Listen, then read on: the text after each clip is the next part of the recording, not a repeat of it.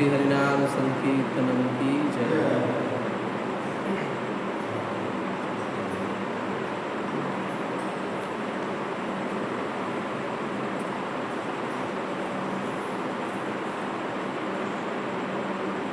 ओमज्ञानतिमिरन्धस्य ज्ञानाञ्जनशलाकया चक्षुरुन्मिलितं येन तस्मै श्रीगुरवे नमः। नमो ॐ विष्णुपदाय कृष्णप्रेष्ठाय भूतले श्रीमते भक्तिवेदान्त स्वामिन्निति नामिने। नमस्ते सारस्वतीदेवे गौरवाणी प्रचारिणे निर्विशेषशून्यवादी पाश्चात्यदेशतारिणे श्रीचैतन्यमनोभीष्टं स्थापितं येन भूतले स्वयं रूपः कदा मह्यं ददाति स्वपदान्तिकं। वन्देऽहं श्रीगुरोः श्रीयुतपदकमलं श्रीगुरुं वैष्णवांश्च श्रीरूपं साग्रजातं सहगणरघुनाथनित्यं तं सजीवं साद्वैतं सावधूतं वन्देऽहं श्रीगुरोः श्रीयुतपदकमलं श्रीगुरुं वैष्णवांश्च श्रीरूपं साग्रजातं सहगणरघुनाथनित्यं तं सजीवं साद्वैतं सावधूतं परिजनसहितं कृष्णचैतन्यदेवं श्रीराधाकृष्णपादान् सहगणललिता श्रीविशाखान्वितांश्च। हे कृष्ण करुणा सिंधु दीनबंधु जगत्पते गोपेश गोपिकाकान्त श्रीराधाकान्त नमोस्तुते। तप्त कांचन गौरांगी श्रीराधे वृंदावनेश्वरी वृषभानुसुते देवी प्रणमामि हरिप्रिये। वाञ्छाकल्पतरुभ्यश्च कृपा सिन्धुभ्य एव च पतितानां पावनेभ्यो वैष्णवेभ्यो नमो नमः। नमो महावदान्याय कृष्णप्रेमप्रदायते कृष्णाय कृष्णचैतन्यनाम्ने गौरत्रिसे नमो नमः। जय श्री कृष्ण चैतन्य प्रभो नित्यानंद श्री अद्वैत गदाधर श्रीवासादि श्रीगौरभक्तवृंद। हरे कृष्णा कृष्ण कृष्ण हरे हरे हरे राम राम राम हरे हरे। ओम नमो भगवते वासुदेवाय। ओम नमो भगवते वासुदेवाय। ओम नमो भगवते वासुदेवाय। रूपं करोति वाचालं पंगुलं हैते गिरिं यत्कृपास्तमहं वन्दे परमानन्दमाधवम्। जय रूप सनातन भक्त रघुनाथ सजीव गोपाल भक्तदास रघुनाथ ऐछाय गोसाई कर चरण वंदन जहाँ रहते विघ्ननाश।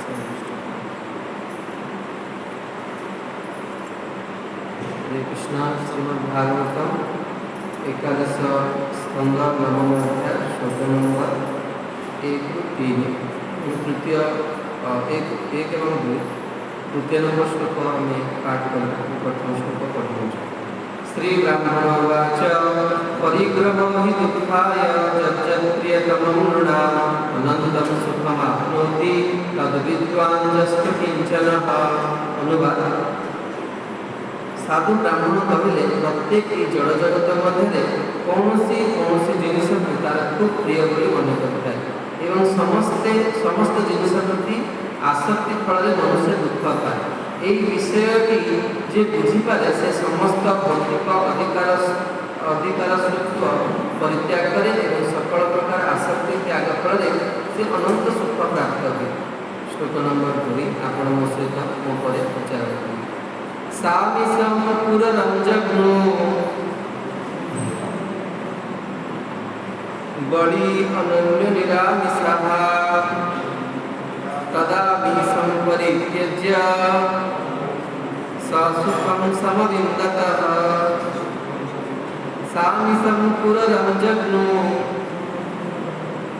बड़ी अनन्य निरामिषः तदा विषं परित्यज्य ससुखं समविन्दतः। सामिसं पुररंजग्नो बलिनोऽन्ये निरामिषाः तदामीशं परित्यज्य स सुखं समविन्दत।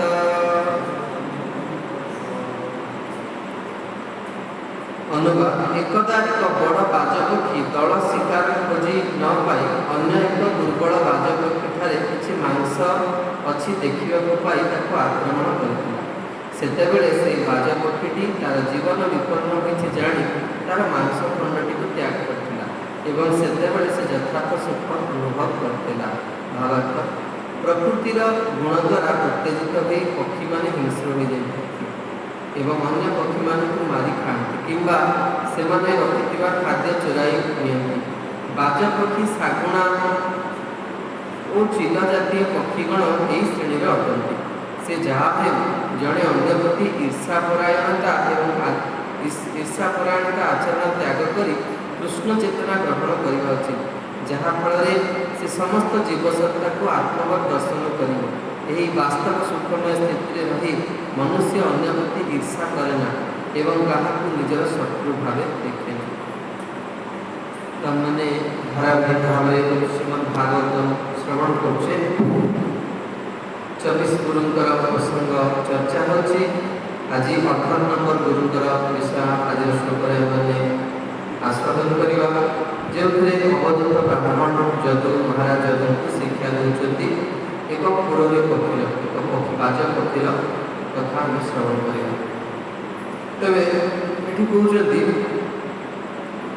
परिग्रह ही दुखाय जितेबाला जगत में कौन सी वस्तु खूब प्रिय होता है व्यक्ति प्रति कौन हुए अधिक आसक्त हो पड़े।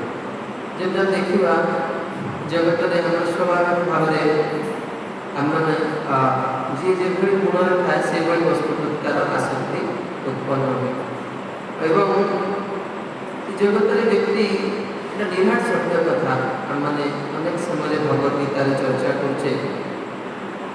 भगवद्गीतार प्रथम अध्याय भगवान अर्जुन माध्यम मानव समाज को ये संदेश दूसरे आप देखिए जिते परिपक्व बयस को जी आप जीवन जहाँ को बेसी भल पाए से दुख पाए से अधिक दुख पाए।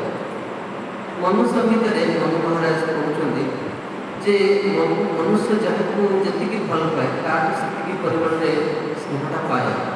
धरत आप 100 भाग भल पाँच 80 भाग भल पाए से भल पाते 100 भाग केवे जगत 100 कर। तेणु व्यक्ति जहाँ को अधिक भल पाए मैंने भल पाए मैंने कंटा किसी आशा भी कर भगवान बुद्ध कौन कहले आशा ही परम दुख। जहाँ जहाँ को आशा कर न पाइब तुम्हें भावुच तुम बाबा तुमको ये मसले 2000 टका दे तुम गला किसी टंका मिलना कि लगे निश्चित भाव में कौन हम दुखित हम। तेणु ये कहते परिग्रह ही दुखाय जो जिन प्रति आसक्ति कहे व्यक्ति प्रार्थना करे व्यक्ति दुखी हो जाए एवं जितेबले से तार अधिकार तत्व परित्याग करे एवं समस्त आसक्ति त्याग फल से अनंत सुख पाए। बेले बेले जड़े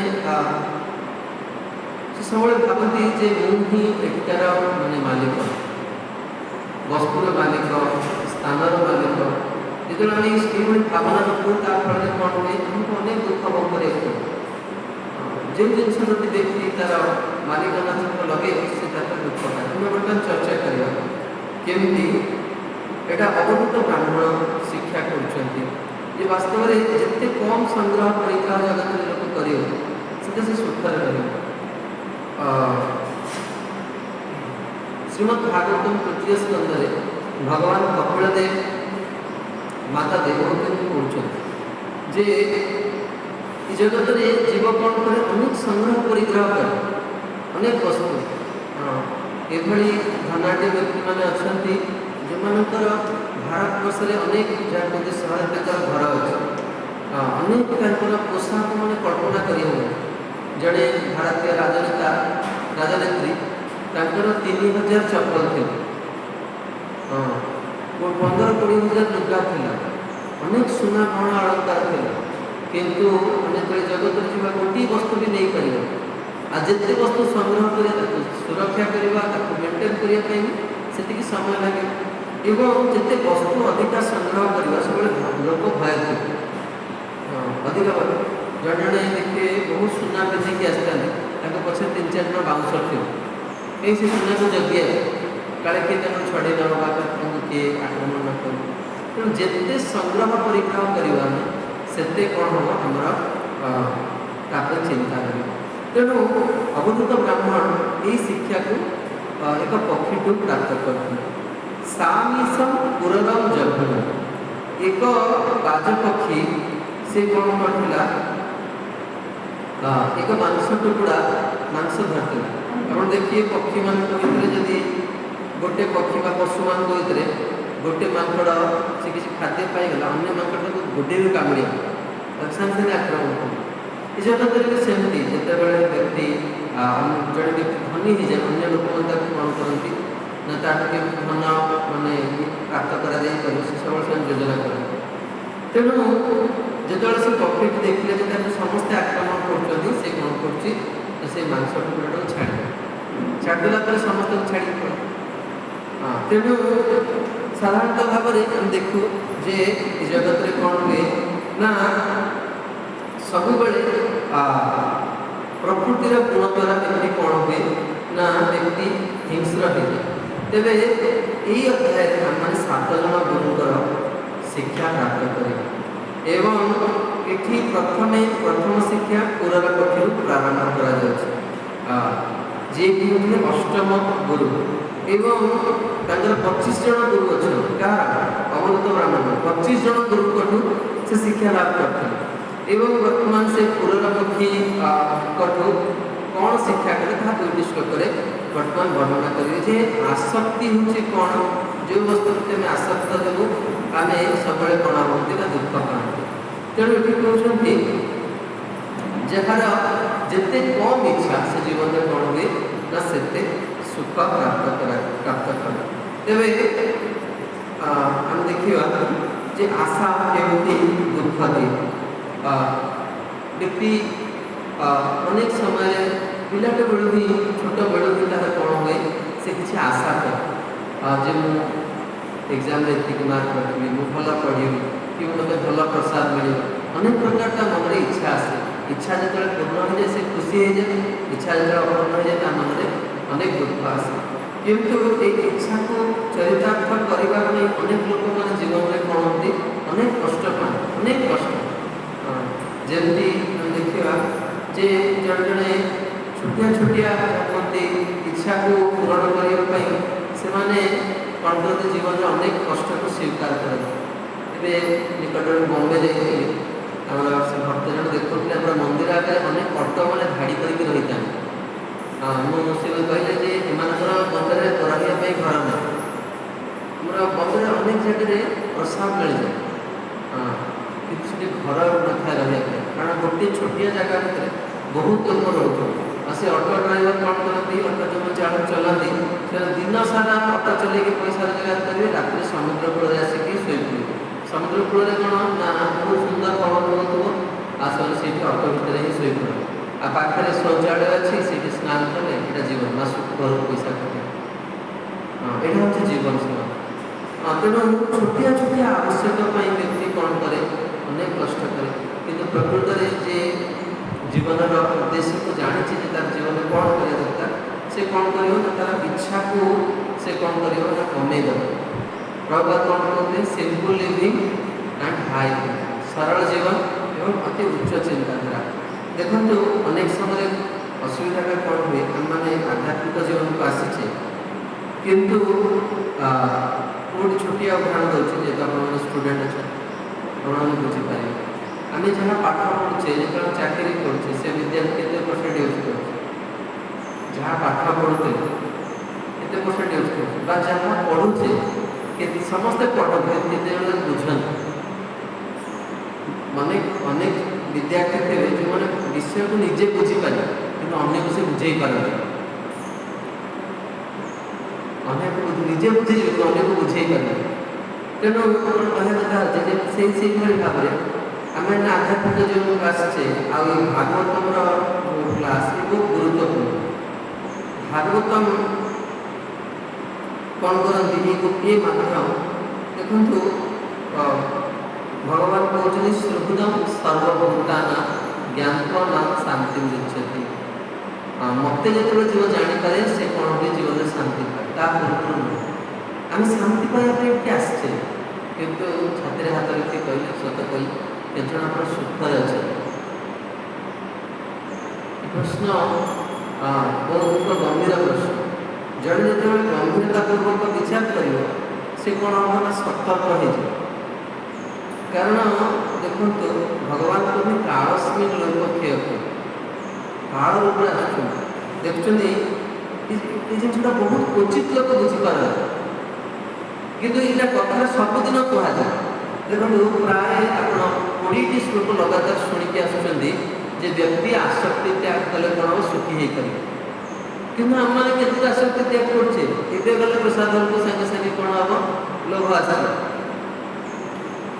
कारण जब भोकटा जो क्षुधा जोर हो सागे सागे कौन हम ना आसक्ति आस आम आसक्ति शून्य कि रहीपर किंतु ना जमी आप देखिए जब जन को रोग होती से जापार रोग हो रोग कौन कर भितर भितर तार से कौन करते बढ़ी चलती जब जड़े लोन नौ सी अनुभव करूँ कि न करूँ इंटरेस्ट बढ़ी चलती हाँ कि ना ठीक से भाव में आम सब कौन अच्छे जापार कि न जापार आम मृत्यु आड़ को अग्रसर आमर यहाँ गोटे डेट बहुत कम दिन में जीवन मिली कि आम यहाँ बुझीपार से कौन होचे ना बुझीपारे कौन ना अज्ञान वशवर्ती अज्ञान वशवर्ती आम भावुचे आम ज्ञानी आम भावुचे आम ज्ञानी आम आध्यात्मिक जीवन को आसीगले आम पूरा सुखी किंतु आम प्रकृत में कौन अच्छी मन कौन कर भगवान को धारण कर बहुत सुंदर गोटे संदर्भ गोसाई प्रतिपादन कर देखो आप समस्ते अनुभव करें आप मंदिर को आस समस्ते भगवान को प्रणाम कर दर्शन कर समय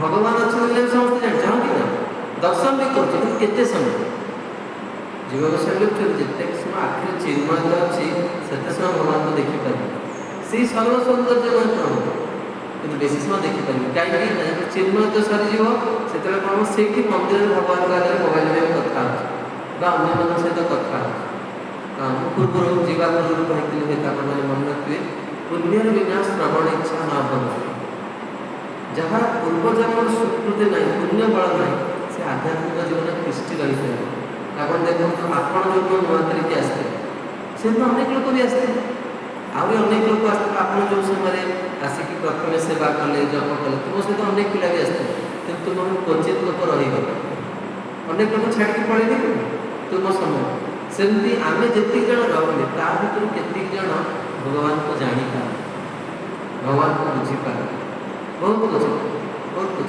कहीं आम से पात्रता प्रस्तुत कर जमी तुम सहित अनेक पिला कॉलेज एडमिशन करते जन पास करके जाऊँ बहुत कम संख्या बहुत कम तेणु ये कहते जो आसक्ति ये आसक्ति को त्याग करने फल व्यक्ति कौन हम ना जीवन में सुख कहवाटा शुणवाटा बहुत सहज कह शुणवाटा बहुत सहज किंतु जीवन में आचरण करवा अनेक कष्ट आम कहे संग्रह परिग्रह करने कथा नहीं जी आवश्यक से ग्रहण कर दरकार कि जो वस्तु मिलूँ से आम कौन हो ज्ञान को व्यवहार कर हाँ कि ना हाँ जो शरीर क्लांत हो नियम करवा जे आज प्रतिदिन संध्या रात प्रणाम करके मुझे विश्राम नेबी तो मोर जहाँ कार्य करी किंतु जो दिन शरीर किसी अधिक आवश्यकता अधिक सेवा से दिन जानूँ जो मोर नियम अच्छे संध्या प्रणाम करने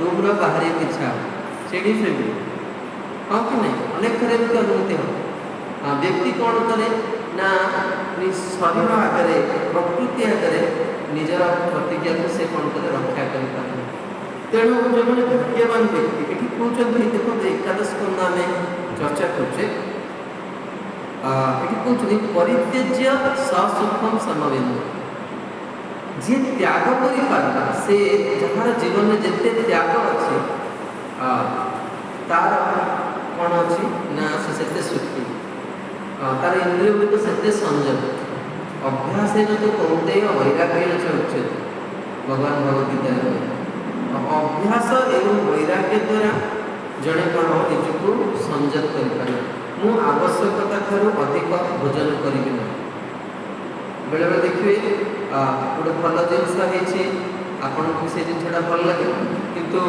आज भक्त कम अच्छा तेणु जी बाड़ू से तुम्हें 3टा लेखे कुत्ता कुत्ता नहीं तीन तुम्हें जान तुम अधिका खाइले गैस हम तुम्हें शरीर असुस्थ हो तुम से संभाल कर देखाई तापर जाकि टैबलेट खाइब कि से समय नियंत्रण करार नहीं आम खाइब तेणु ये कहते जदि तुम्हें परित्याग न कर पार कौन हो ना दुख लभे तेरे दुख पाइब हाँ से लगे गौतम बुद्ध आशा ही परम दुख आशा ही परम तेणु ये कहते जे तद आहम समीसा मांस ग्रहिणा स पुररभ मांस प्रति आसक्त थी जो पुररभ की कौन है दुख समस्ते आक्रमण कर एवं जो से त्याग करदेला भागवत आगे गोटे बहुत सुंदर प्रसंग आसे मैंने शुण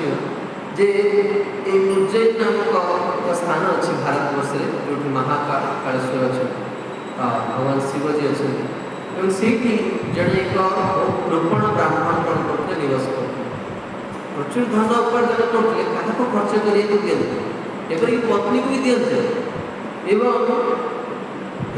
जड़े रोपण समस्त घृणा कर छोट पिला भी कह बाबा तुम्हें मोर जहाँ दरकार मत देल पत्नी भी कह टंकाटे दौ तो कि तुम पाखे रही समस्ते आत्मीय स्वजन समस्त घृणा कर भी दान कर जिते तार शरीर जहाँ कहते